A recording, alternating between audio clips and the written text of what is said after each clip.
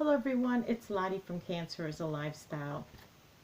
So you guys know how much I love Osborne books, and I've decided, instead of maybe buying, for others, that maybe I should buy a couple of their classics that I don't have here in my own library.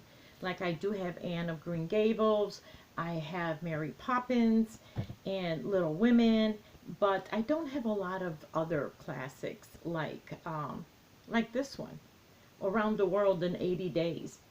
Can you believe, you guys, that I have never even read this book as a youngster? So I thought, you know what, maybe I can, pick up a couple of these, from time to time. They have absolutely beautiful books. If you guys never, if you're not familiar with Osborne, I will put their link down below. But yeah, look how beautiful this book is. I mean, it's just gorgeous. So I am going to get a couple of different classics that they have, and like maybe even, Peter Pan, and and then just hold on to them and pass them on to my grandchildren or even my own children. Who knows? Look at these. I love these illustrations. And yeah, something to leave behind. But anyway, I did finish one of my 12 cast-ons. Now, if you guys are not familiar with my 12 cast-ons for the year, I've joined Angela from Yarn and Yarns. She has a YouTube channel by the same name, and she also is a yarn shop owner in Britain. And every December, she does the 12 cast-ons. And she casts on a different project, 12 in all, that she can work on for the rest of the year. So I've actually completed 9 throughout the year, and this is like my number 10. I still have 2 more left. I'm not sure if I'm going to be able to do them or not. I did not plan this out when I joined her. She kind of threw it out there if anybody else wanted to join her in it. And so I was kind of scrambling around for projects to work on. And my theme actually was I was making items for other people. Things usually, mostly for my family and very close friends, that I wanted to make them something. And I've never had the time to do that. So this one, you guys should be familiar with it because I have shown this to you. This is I believe my number 10. These are the last 3 that I didn't finish. Oh, goodness. The stinking thing. Hold on a second. Sorry about that, guys. I always forget to turn off my notifications. It drives me crazy how it goes off in the middle of my vlog here. But you guys will some of you may remember, if you've watched me, I came out and I almost never completed this Afghan. And now this Afghan was for my godson, my very first nephew. And he's like 19 years old right now. And I wanted to, I was having some problems with it where I wasn't liking the way it was coming out. And I think it was the texture, not the colors, because I think the colors came out really good. I did them in 3 colors, 3 rows of each color, which is I believe it was, these were all Craft Smart, and it was the gray, like a charcoal gray, the ivory / cream, and the black. And I just did 3 rows, alternating in the front post and back post. Since I've learned that stitch, I wanted to see how it would look on a blanket, on something other than just use it for a brim, or how we do. So, and I did the ends, the border, I actually double crocheted in black all the way around several times. It looks like it's 3 or 4 rows of it. And at that time when I came to you, I had maybe 1/4 of it done, and I just wasn't happy with it.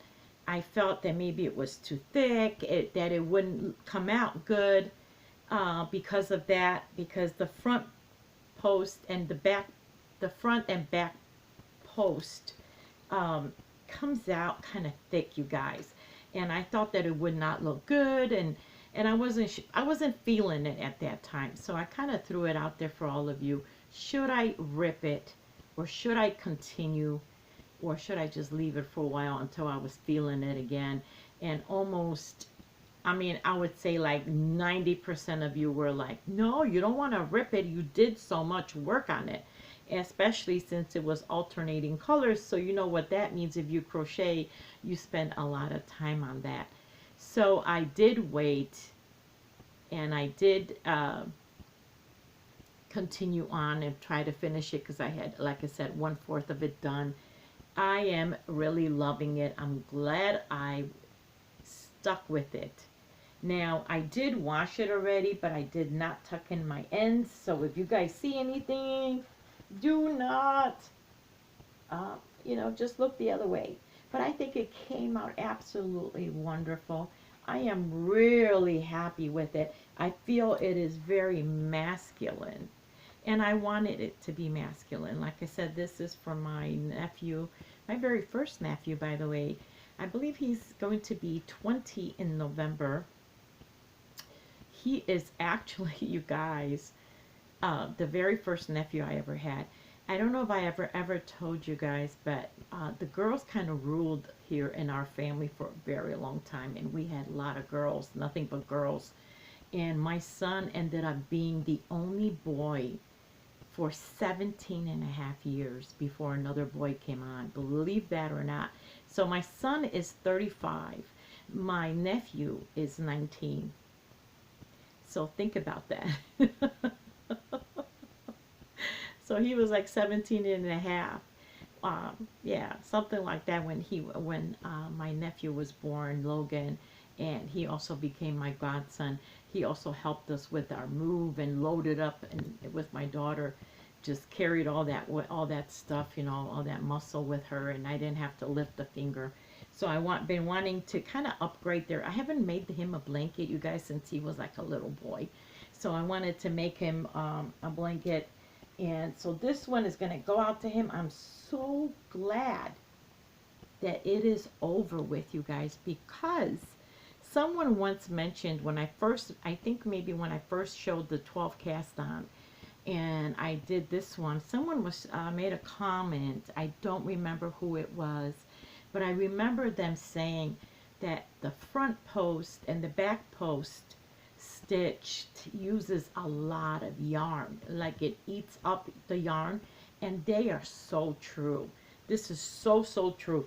So if you are looking for something that is not going to cost you a lot, if you're on a budget when you want to make a blanket, I would not recommend this stitch all the way through, because it does use up a lot of it. I mean, if you look, it really looks like a brim, right? And it is pretty thick. It is pretty thick. I would call this a great bedspread for wintertime, comforter kind of blanket. But it does eat up a lot of yarn. So if you're on a budget, or if you want to make this for someone else, you have to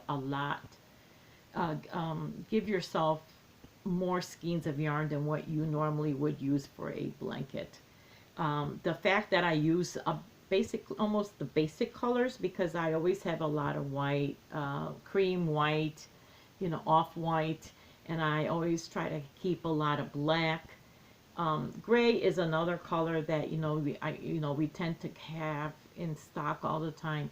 So I was able to use up what I had. I basically used up a lot of my black, for instance, almost all of it. So just keep that in mind when you do make it, when you use it. And what I was afraid of, I actually don't feel that it is too thick and too much like a rug. Like I thought that it would be maybe too much like a stiff and not pliable like a blanket, because I washed it and all, and now, oops, I dropped something, probably my pen. I feel like it's a perfect blanket for a nice cold winter. Don't make this and send it to someone in Florida. But anyway, you guys, I am really happy that I was able to finish this. I have 2 more left. They're both blankets. One is for his little sister, And the other one is a Mandela blanket that I was making it just to, if you're not familiar with the Mandela blanket, it basically uses almost every stitch that is out there, every kind of a stitch that is out there in the crochet world. So it's very artistic. Let's put it that way. So I wanted to make it just to see if I could do it, you know. So we'll see how that happens, if I'm able to finish it or not. If not, that's okay. Angela, you know, if you guys never, I'm going to try to put her link down below to her channel. If you never checked her out, please do so. She just does amazing, many things. She does yarn spinning. She does